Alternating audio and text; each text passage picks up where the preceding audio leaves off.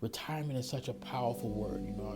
This has probably been in effect. This is my 3rd week, so it's only 3 weeks out. I literally just retired, and everybody, well, how is it? How's retirement? And even just leading up into retirement, but for me, it didn't feel as final as a lot of people may feel when you hear that word. That's such a final word. Again, mindset is so important. When you hear certain words, it triggers certain things in our mind. When you hear that word retirement, it sounds so final. Like, man, that's just the end. We've had that conversation. I've had that conversation with many of my former co-workers about that, taking that leap to retire from law enforcement. Most people in law enforcement, we have a pretty good situation where we can retire after 20 years. Most of us are still fairly young individuals that we're not necessarily at retirement age or traditional retirement age. We're not there.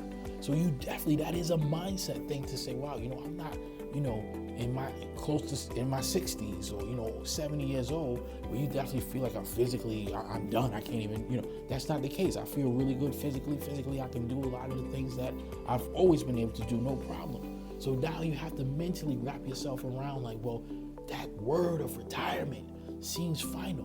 But to me, it didn't seem final. It felt like, no, I'm really getting ready to go to work. We have a term in law enforcement where they say 20 and out.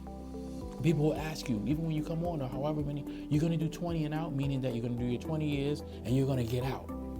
I have a different term. I never called it that. To me, it's 20 and in.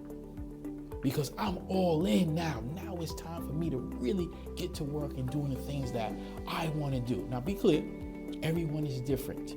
Everyone is different. There's no wrong answers here. Some people have that passion for the law enforcement that for them, that's their lifeline. They live to do that. And there's nothing wrong with that. That's totally fine. But for me, there's another lifeline for me to be able to do this, to be able to do mental conditioning, to be able to train minds, to be able to say, you know what, I want everybody to really reach their potential. I want everybody to operate at maximum capacity of where they're trying to go. And that can be in so many different areas. I'm going to try to touch on some of those areas as we get through this podcast today.